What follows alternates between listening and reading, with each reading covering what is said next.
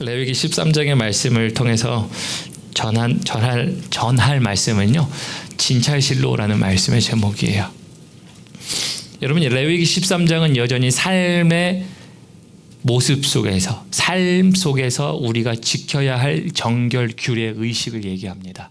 그러니까 여전히 어디에 있는 거냐면 우리 삶의 문제에 대한 얘기를 하는 거예요. 삶의 문제에 대한 얘기를 하는데요.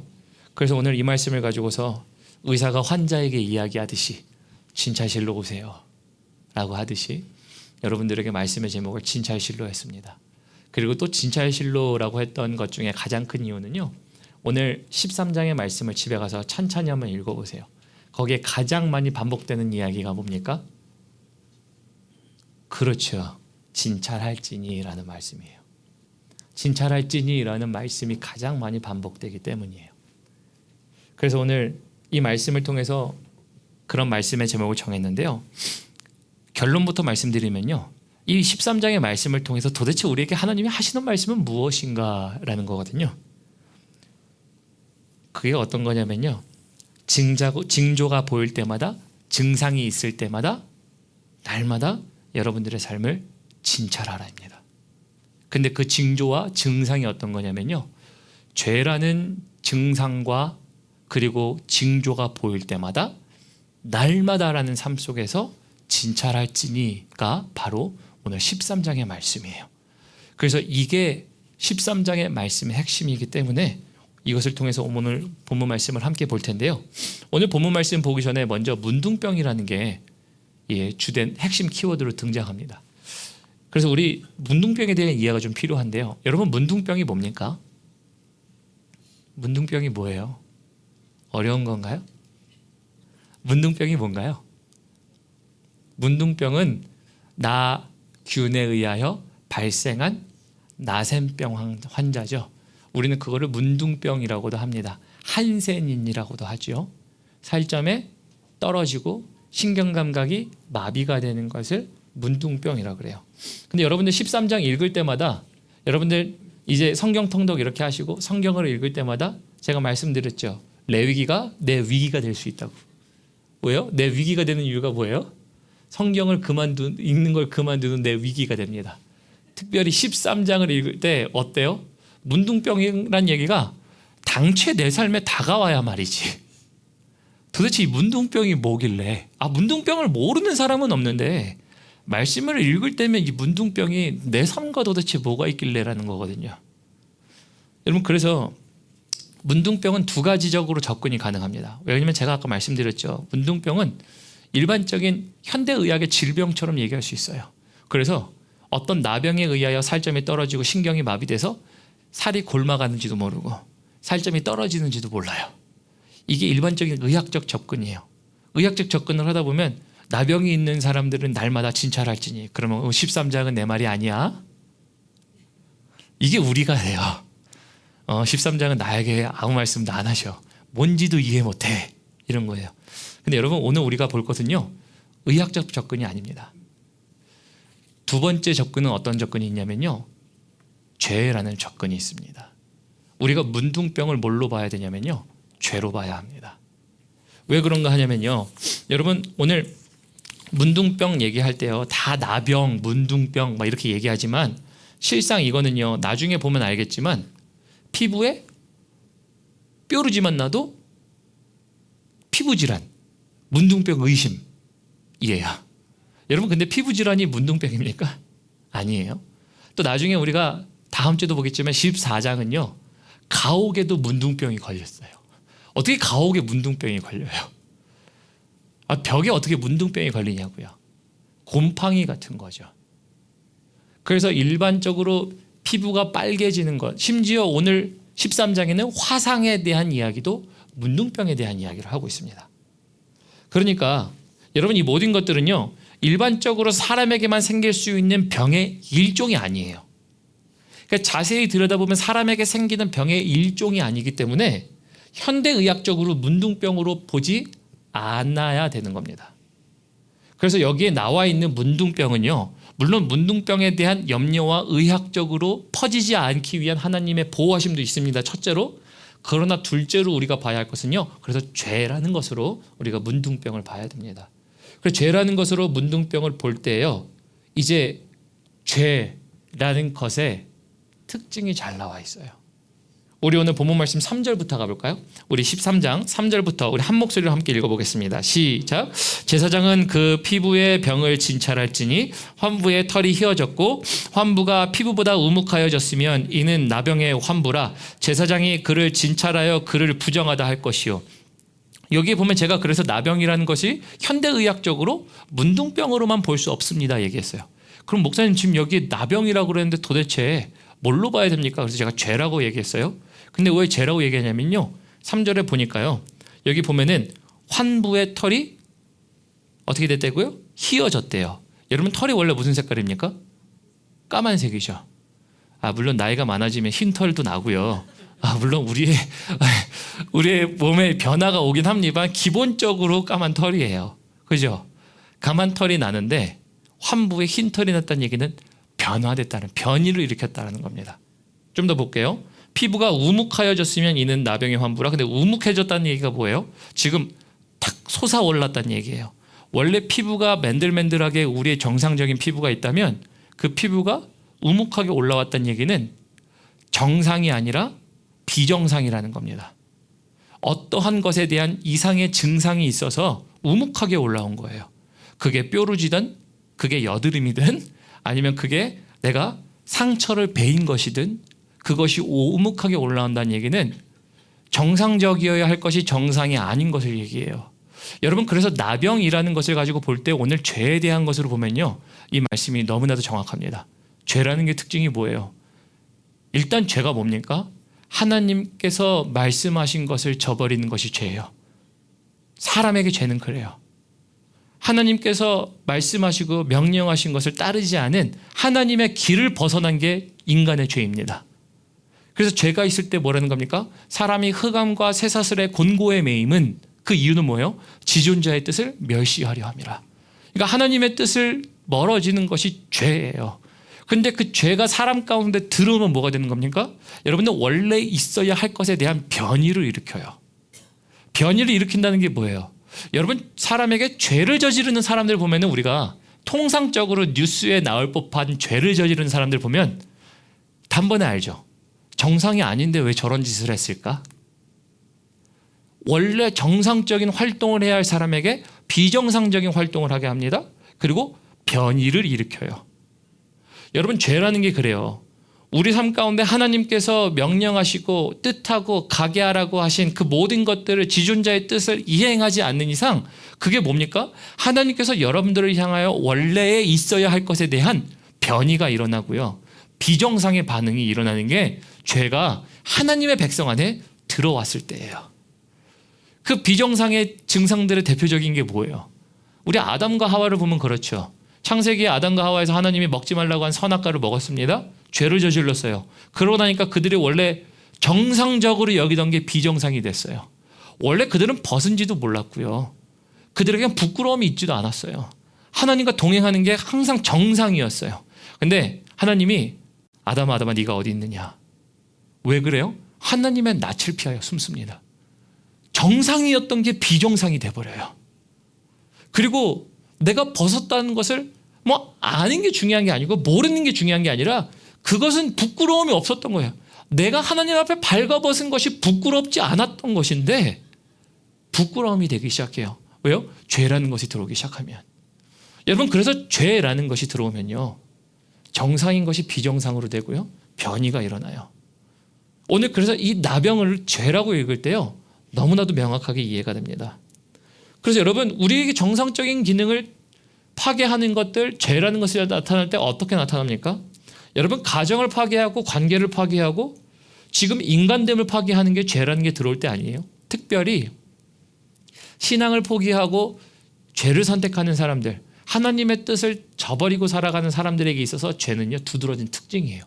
그 사람들에게 일어나는 건 뭐예요? 좋은 것을 인생을 목표해서 살아갑니다. 그러나 죄의 영향력 때문에 정상적인 것이 정상적이지 못하고요. 날마다 파괴가 일어나요. 날마다 변이가 일어나는 게 그의 삶이에요. 우리가 그런 사람들을 많이 보지 않습니까? 이런 사람들을 주님이 뭐라고 하시냐면요. 1절과 2절 보겠습니다. 본문 말씀 1절과 2절에 이렇게 얘기합니다. 여호와께서 모세와 아론에게 말씀하여 이르시되, 여호와께서 모세와 아론에게 말씀하신 것이죠. 그런 사람들을 만일 사람이 그의 피부에 무엇이 돋거나 뾰루지가 나거나 색점이 생겨서 그의 피부에 나병 같은 것이 생기거든 그리고 제사장 아론에게나 그의 아들들 중 한 제사장에게로 데리고 갈 것이요 라고 얘기하죠. 제사장에게 데리고 가라고 얘기합니다. 이유가 뭔가요? 이유가 오늘 말씀처럼 진찰하라고. 그래서 1차적으로는 이것이 병리가 하나님의 백성들 사이에서 퍼지는 것을 하나님이 원치도 안 하셨지만, 여러분 정말 깊이 들여다보면 뭐예요? 이 죄라는 녀석이 당신의 백성들 사이에 퍼지는 걸 하나님은 원치 않으셨어요. 그래서 이런 게 의심할 만한 것이 있으면 누구에게 데려가? 제사장에게로 데리고 가래요. 여러분, 그래서 그 제사장은 모세를 제외한 아론과 그의 두 아들이었죠. 먼저 우리가 봤죠. 나답과 아비후가 잘못된 불을 들여서 죽었습니다. 그죠? 그래서 이제 엘르아살과 이다말이 남았습니다. 엘르아살과 이다말 그리고 아론에게 제사장에게 가서 그들이 조그마한 증상이 있으면 가서 보여주라 라고 얘기해요. 여러분, 이 점에서 우리가 잠시 생각해야 될 게 제사장의 역할이에요. 왜냐하면 제사장의 역할을 볼 때 제사장이 이 당시에 뭐 입고 있었습니까? 제가 나누진 않았는데요, 디테일하게. 제사장은 이제 에봇을 입고 있었죠. 12지파가 상징하는 보석 주렁주렁 달린 옷을 입고요, 멋있는 옷을 입고 있었어요. 근데 이들이 우리가 생각할 때 그래, 이들은 제사 지내는 사람 제사장이라고 생각하죠. 근데 제사보다 더 많은 일이 뭔지 아세요? 진찰이에요. 제사보다 더 많은 일들은 진찰이에요. 왜 그런가 하냐면 백성들이 와서 제사를 지냅니다. 제사를 지내는 것도 도와줘야 할 일이 제사장의 역할이에요. 그런데 여러분 생각해 보세요. 이 당시에 레위기를 받을 때의 말씀은요, 여전히 그들이 광야 생활을 할 때예요. 그리고 광야 생활을 하면서 정착하지는 않았어요. 근데 적게는 수십만, 많게는 수백만의 사람이 있습니다. 근데 그 사람들에게 레위기가 주어졌어요. 그러면은 그 수백만의 사람에게 뾰루지가 난 게 10대여서 여드름나, 죄송합니다, 10대여서 여드름나, 아니면 뭘 잘못 먹어서 피곤해서 뾰루지가 나, 뭐 등등등의 피부의 질환이 있을 거야. 아니에요.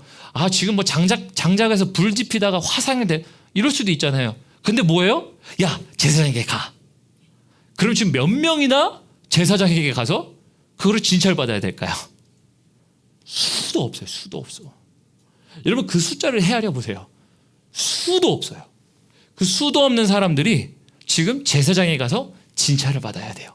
그러니까 제사장은 화려한 것을 입고 있지만 실상은 화려하게 보이는 것 같으나 백성의 삶에 들어가서 진찰해야 돼요.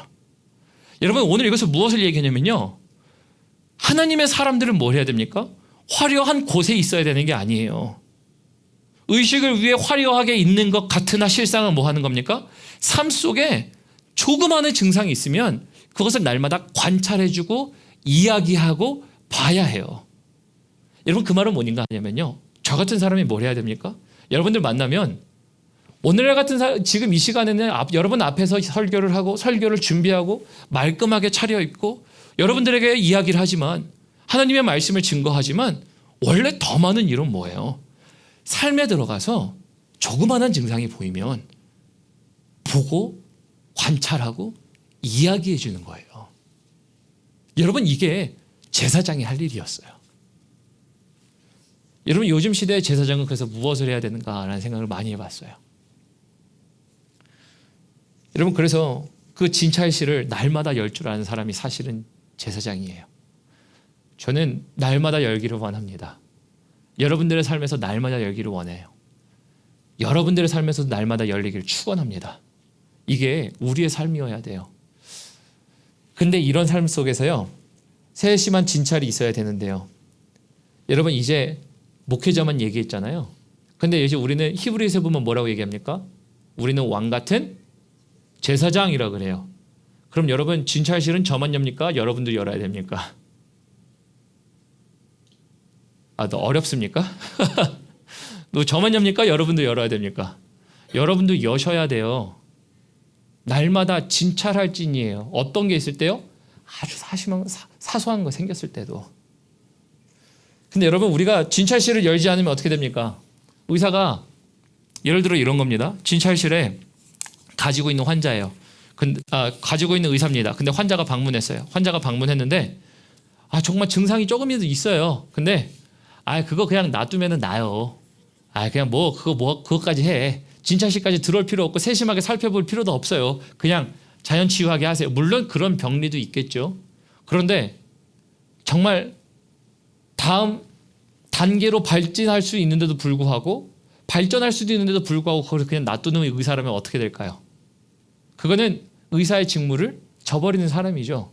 적어도 진단해보고 정말 그게 다음으로 넘어가지 않는 겁니다. 자가치유가 됩니다 라고 얘기할 수도 있는 거지만 자가치유가 되지도 않을 수도 있으면 반드시 그 과정은 뭐가 필요한 겁니까? 일단 진료라는 진찰의 행위가 필요한 거예요. 근데 여러분 그 진찰의 행위가 필요한 건데요. 죄라는 게 뭐라는 거예요? 여러분 죄라는 게 맨 처음에는요. 되게 사소한 거예요. 여러분 삶 가운데 죄라는 게 되게 사소해요. 이 정도 해도 하나님은 별 개의치 않으시겠지? 내가 이 정도 나쁘게 얘기해도 하나님은 이쁘게 봐주시겠지? 난 하나님의 백성이니까. 여러분 이런 거를 조금 넣을 때마다 뭐가 됩니까? 놔두면 어떤 것은 나을 수도 있겠죠. 근데 어떤 것은 여러분 이게 더 큰 문제를 초래할 수도 있는 것. 이게 바로 우리가 진찰실을 열지 않을 때예요. 근데 여러분 저는 잘 압니다. 우리는 저도 그렇고 여러분 모두 그렇고요. 세심한 것이 날 때마다 진찰하고 싶어 하지 않아요. 죄라는 조그마한 것들이 나타날 때 우리는 진찰하고 싶어 않아요. 왜 그런지 아세요? 일단 오늘 본문 말씀 보니까요. 증상이 있거든 제사장은 그러면 무엇을 선고합니까? 7일이라는 격리를 선고해버립니다. 여러분 7일이라는 격리를 선고한다는 마음이 어떤 건지 아세요? 사회생활을 정지시키는 겁니다. 근데 이런 거예요. 아주 쉽게 표현해보면 이런 겁니다. 정말 제가 예를 들지만 진짜는 안 그래요. 상처받지 마시고. 우리 집사님 얼굴에 뾰루지가 났네. 7일. 우리 집사님 머리에서 지금 하얀 가루가 떨어지네. 이 비듬이야 피부병이야 모르겠네. 7일. 학생 얼굴에 이렇게 여드름이 많이 났어. 7일. 여러분 지금 어떤 느낌인지 아세요? 정말 사소한 건데 막 7일을 선고하고 있어. 근데 제사장은 뭘 해야 된대요? 사소한 증상이라도 보이면 그거를 격리해서 7일 하래요. 근데 7일만이라 그러면 그래 진짜 7일 힘들었는데 겨우 참았다. 이제 다시 가서 7일 이제 격리 해제 받아야지. 다시 갔습니다. 근데 학생 다시 왔네. 여드름이 그대로 있어. 다시 7일. 여러분 화상 자국이 화상됐는데 그게 그대로 있어요. 조금 번졌어. 화상 자국이 좀 내려가면서 피부에 번질 수도 있잖아. 그러니까 가라앉는 과정에서 위에는 물집은 벗겨져도 화상 때문에 붉은 부위가 퍼질 수도 있잖아요. 그런데 제사장이 또 7일을 따 봅시다. 여러분 왜 그럴까? 그러니까 사람들이 조금만 나도 저 같으면 안 갔을 것 같아. 이 일 때문에 지금 7일? 지금 할 일이 다 산더미인데 대산인데 지금 뭐하러 가? 그랬을 거예요. 그죠? 여러분 근데 우리가 어때요? 죄라는 게 들어오면 여러분 하나님 앞에 격리해 보신 적 있으세요? 죄라는 게 들어왔을 때 아주 사소한 거야. 남들에게 보이지도 않아. 심지어 종기나 피부의 질환이나 이런 것들이 옷 속에 가려져 있어 봐요. 내가 입는 너 등이 나 있구나. 딴 데 나 있어. 그럼 보여줄 필요도 없네. 그냥 지나가지 이번엔. 안 간다니까요. 안 가. 7일? 혹시 알아? 내가 14일을 격리할지? 그러다가 20일을 격리할지 누가 알아? 근데 이걸 우리가 죄에 빗대어 표현해보면 죄가 조금 났는데 하나님 나 세상과 단절하고 격리해 볼게요. 누가 그래요? 세상 바빠 죽겠는데 지금. 내가 할 일이 산더미고 태산인데 나는 안 간다니까요. 안 가. 여러분 우리가 그럴 겁니다. 여러분 근데 왜 우리가 이 격리라는 것에 다시 한번 눈여겨봐야 되냐면요. 격리가 첫 번째는 뭐예요? 커뮤니티 안에 백성들 안에 죄가 퍼지는 것을 막기 위한 하나님의 보호하심도 있습니다. 그런데 말씀을 묵상하는데 이 마음이 많이 들어요.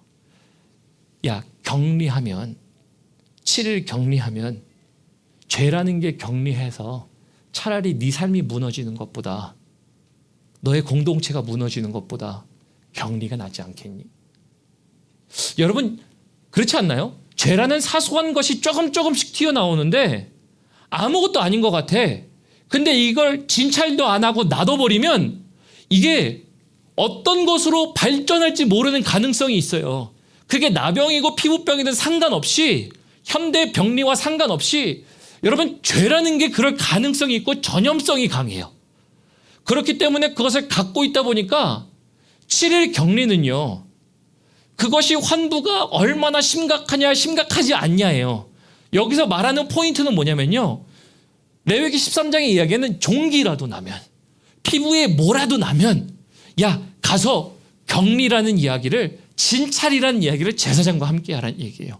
그 이야기가 뭡니까? 그게 무너뜨리는 것보다 낫지 않겠니? 너 삶도 무너뜨리고 그 커지면 너의 가족도 무너뜨릴 텐데 차라리 그게 무엇인지 확진하고 무엇인지 치료하여 7일이라는 격리가 훨씬 낫지 않겠니예요. 다시 말씀으로 돌아와서 여러분 7일이라는 격리 해보셨습니까? 내가 하나님 내 삶에 정말 종기와 같이 아무도 보지 않는 환부에 난 그런 것 같이 내 삶에 죄악이 있어요. 근데 여러분도 어떻게 처리하세요? 어떻게 처리하시냐라는 거예요.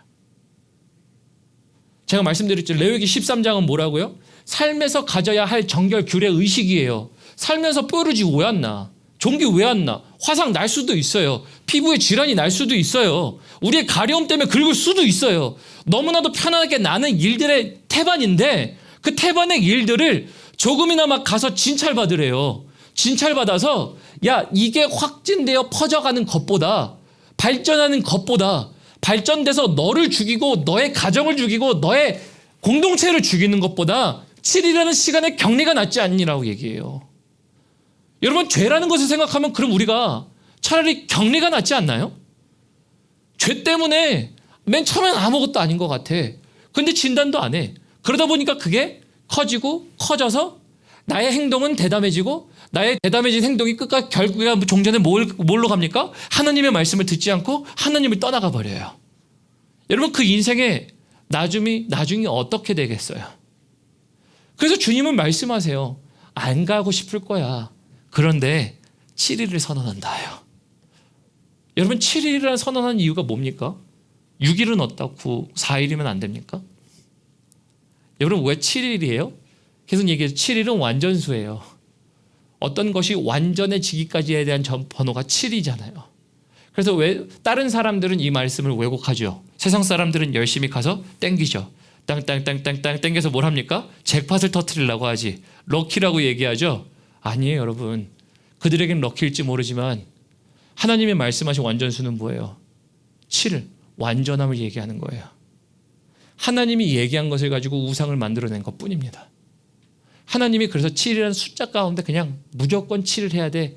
7이라는 개념으로만 넣고 싶은 것이 아니라 완전함을 위하게 말씀하신 게 7이에요. 여러분 그래서 우리 안에 날마다 일어나는 일들 이런 일들 아닙니까? 날마다 목사님 나는 범죄 하나도 안 저지르고 살았어요. 나는 마음속으로 욕한 적도 없고요. 나는 저 사람에게 화낸 적도 없고요. 그런 사람은 사람이 아닙니다. 그죠? 어떻게 마음 안에 화내지 않은 적이 없고 짜증내지 않은 적이 없고 욕하지 않은 적이 없고 안 좋은 생각을 해보지 않은 사람이 어디 있어요? 근데 하나님이 뭐라고 말씀하세요? 너 7일. 우리는 7일을 진찰받고 싶지 않을 거예요. 하나님 나 안 가요. 가면 할 일이 다 산더미고 태산인데 하나님이 뭐라 하세요? 네가 죽고 네 가정이 죽는 것보다 네 사회가 죽는 것보다 네가 7일을 하고 진찰받는 게 나아. 이게 어디서요? 날마다 삶 속에 일어나는 일들 속에서. 그래서 레위기 13장은요. 삶에서 일어날 법한 흔하디 흔한 것 속에 7일을 선고하고 계신 거예요. 근데 우리는 그 7일 때문에 진찰하러 가지 않아요. 하나님 나 안 가고 싶어요. 나에 대해서 죄에 대해 다루지 마세요. 나를 격리하지 마세요. 여러분, 그게 우리예요. 그리고 여러분, 여기서 또 기억하셔야 될 건 뭔지 아세요? 우리 본문 말씀 가보면요, 지금 우리 2절 가보도록 합니다. 2절에 가보니까요, 2절 맨 마지막에 이렇게 되어 있습니다.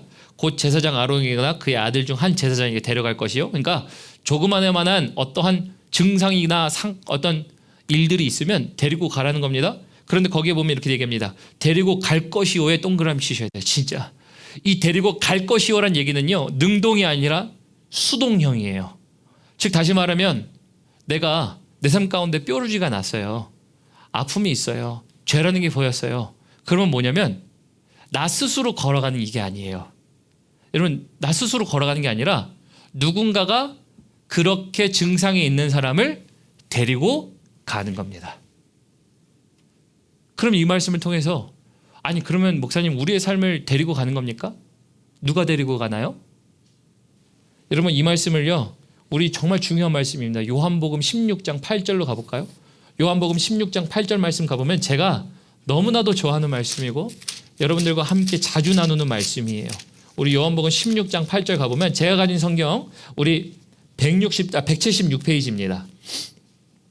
176페이지, 신약 성경 176페이지 우리 한 절입니다. 우리 요한복음 16장 8절 한 목소리로 함께 읽어보도록 하시겠습니다. 함께 읽습니다. 시작.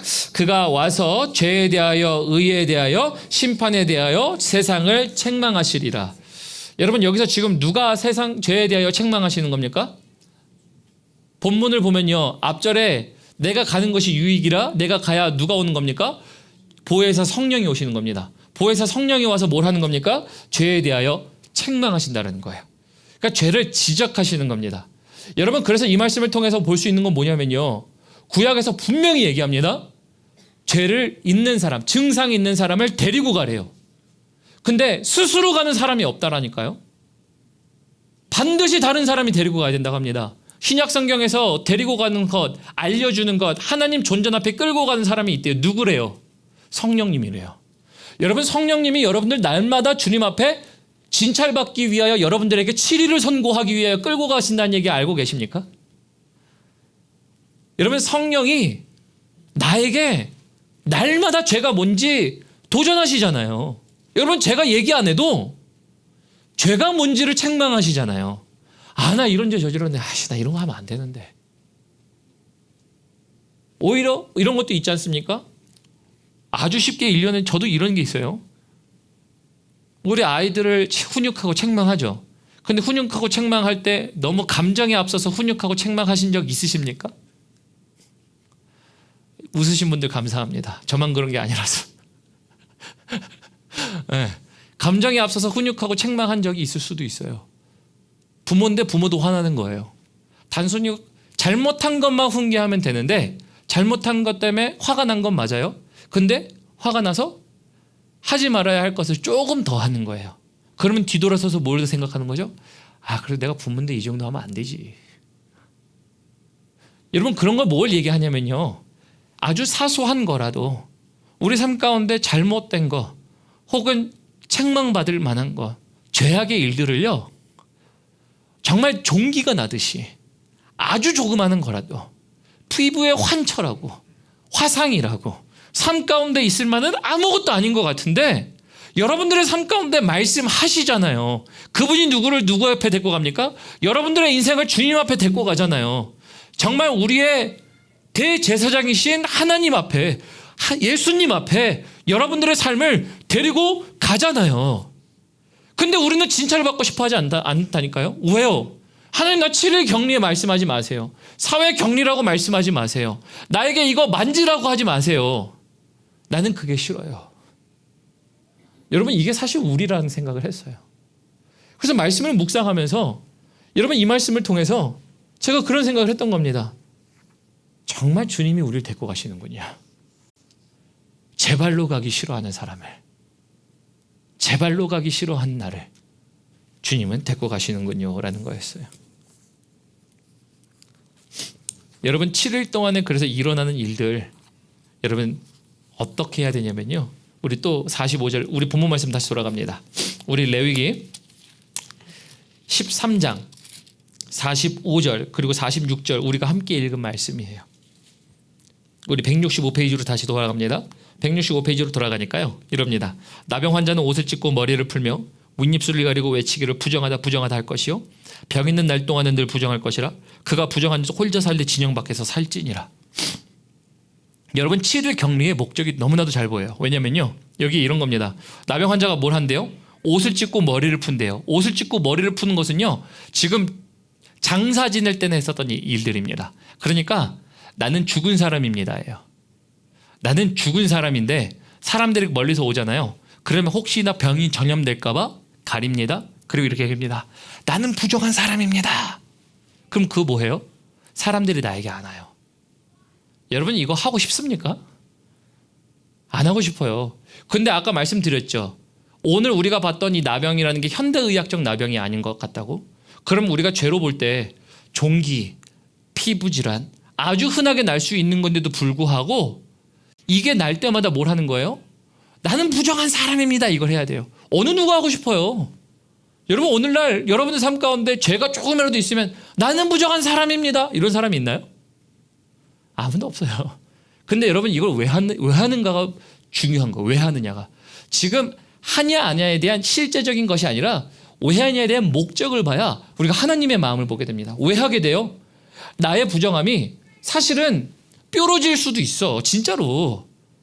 살다 보면 피곤해서 뾰루질 수 있는데 제사장에 갔더니 7일 격리하래. 그러니까 오늘 머리 풀어. 나 오늘 머리 풀고 이제 정말 미친놈처럼 하고 난 죽었다 표현 복창해야겠네. 그러나 나는 뾰루지지만 난 부정한 사람입니다 해요. 왜요? 행여나 나의 것이 나도 죽이지만 당신을 죽일까 봐 염려스럽습니다. 그러니 나에게 다가오지 마세요. 다시 말하면 나도 죽일 수 있지만 당신도 죽일 수 있으니 당신이 죽지 않기를 원합니다. 여러분 이거 오늘날로 바꿔 표현해 보면요. 나에게 조그마한 죄가 있어요. 조그마한 죄가 있는데 이 조그마한 죄를 격리하면서 내가 볼 때는 사람 죽일 만한 것도 아니야. 근데 그래놓고 뭘 하는 겁니까? 행여나 내 죄가 당신을 죽일까 봐 내가 부정합니다. 오지 마세요. 그러나 그 격리라는 시간 가운데 온전함을 기다리는 사람입니다. 심지어는 그게 심각한 게 아닌 사람일지라도라는 거예요. 여러분 그래서 오늘 이 말씀을 통해서 말씀하고 싶은 하나님의 말씀이 뭔가요? 정확해요. 날마다 일어날 수 있는 아주 작은 거라 할지라도 진찰받고 싶어 하지 않다라는 거예요. 7일 격리 때문에. 그런데 7일 격리하면 뭘 하는 겁니까? 그나마 7일이 너도 죽지 않고 남도 죽이지 않을 수 있어. 그러면 그게 해결되면 나가면 뭐가 됩니까? 제사장이 뭘 선언하는 거예요? 온전한 사람이라 선전한대요. 선포한대요. 그럼 나가서 어떤 사람이 되는 겁니까? 일단 나는 아무리 작은 것이 아무것도 아닌 것 같지라도 온전해져서 나갔으니 완전한 사람이 되어 사람들에게 옮기지도 않고 염려가 되지도 않습니다. 다시 말하면 온전한 사회의 구성원이 돼서 함께 뭘 하는 겁니까? 사회를 세워가는 사람이 돼요. 여러분 오늘 이걸 표현해보면 여러분들의 삶이 이래야 돼요. 날마다의 삶 가운데 아무것도 아닌 것 같지만 성령 하나님께서 우리의 삶 가운데 죄를 책망하시며 아주 작은 거라도 야 격리 하나님 앞에 서라는 겁니다. 왜 하나님 앞에 서게 하는 겁니까? 그것이 아무것도 아닌 것 같지라도 하나님 앞에 검사받고 진료받고 진찰받아서 나도 죽지 않고 남도 죽이지 않는 겁니다. 나도 죽지 않고 남도 죽이지 않아서 하나님 내가 사회 가운데 때로는 뭐를 포기할 수도 있어요. 사회생활을 포기할 때도 있고요. 가족생활을 포기할 때도 있고요. 연인생활을 포기할 때도 있고요. 내 삶 가운데 어떤 것이 있든지 간에 포기할 수도 있어요. 근데 주님은 한 가지 명확하세요. 너가 죽고 남이 죽는 것보다 그게 나아. 여러분 이거예요. 하나님은 그래서 너가 정말 살기를 원한다 위해서 하나님이 제정하신 거예요. 심지어 아무리 작은 걸 할지라도. 여러분들은 그런데 어떻게 진찰하고 계신가요? 라는 거예요. 진찰하고 7일이라는 격리를 하고 계십니까? 라는 이 이야기예요. 우리 찬양팀 올라오시겠어요? 여러분 그래서 레위기 13장을 보면서요. 한 책을 봤어요. 한 책에서 틈에 서서라는 책이었어요. 틈에 서서라는 얘기가 어떤 얘기냐면 곧 하나님 앞에 그리고 나의 삶이라는 그 사이의 간격, 틈에 서서라는 거예요. 틈에 서서라는데 그분이 이런 말씀하세요. 우리는 특권과 책임을 가지고 있다는 겁니다. 어떤 특권이 있다는 거예요? 특권이라 하면 하나님 앞에 나아갈 수 있는 권한이라는 거죠. 여러분도 그런 생각하지 않습니까? 우리는 왕 같은 제사장이라 은혜의 보좌 앞에 담대히 나아갈 것이니라. 은혜의 보좌 앞에 담대히 나아가는 이유는 뭡니까? 많은 경우에 왜곡되어 있죠. 하나님 오늘 나에게 은혜 주옵소서. 하나님 내가 하나님께 간절한 기도 제목이 있습니다. 그것 때문에 우리는 우리의 권한을 내세웁니다.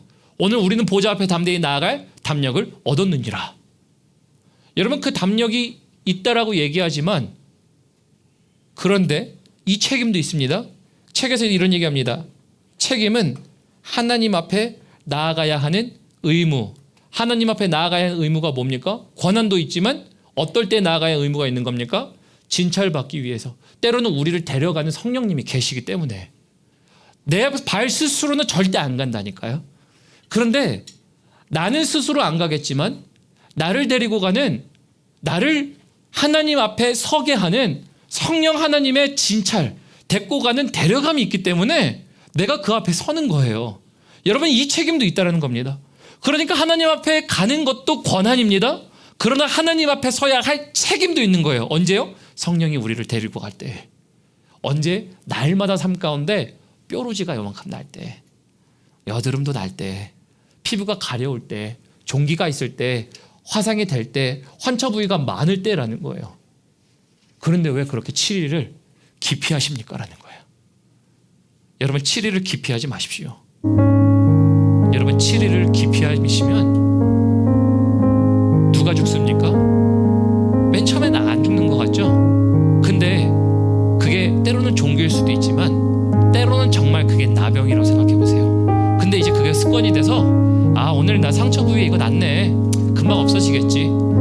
여러분 그거에 대한 면역이 생기잖아요. 그러면 안 찾아가요. 그러면 정작 진짜 그 상황이 발생했을 때 뭐라는 겁니까? 너는 죽었다 해요. 그리고 너의 가족도 죽고 너의 사회는 죽게 될 거다 해요. 그래서 7일이라는 격리의 시간을 피하지 마세요. 저는 여러분들이 7일이라는 격리의 시간을 선택하셨으면 좋겠어요. 격리가 그 말은 뭐냐면요, 오늘 꼭 반드시 7일일 필요가 없습니다. 7일이라는 얘기가 아니라 하나님 내가 사회랑 좀 정말 단절해 봅니다. 내 삶 가운데 요만큼이 일어났네. 그러면 범죄라는 정말 이만큼이 일어난 것 같은데 성령님이 나를 주님 앞에 데리고 가시는 것 같은데 그러면 내가 사회랑 단절해 보고요, 때로는 가족들, 때로는 연인들, 때로는 친구들 단절해 보고 내가 정말 주님 앞에 정말 그러한가를 내가 한번 받아볼게요. 그래서 하나님 정말 그렇다면 나를 치유하시고 그렇지 않다면 나에게 정하다라고 말씀하세요. 그러면 내 삶은 이제 정함을 가지고 다시 나가는 삶이 되지 않겠습니까? 이 이야기예요. 여러분 이 순간은 날마다 일어날 수 있어요. 날마다 일어날 수 있어요. 날마다 일어나는 것 가운데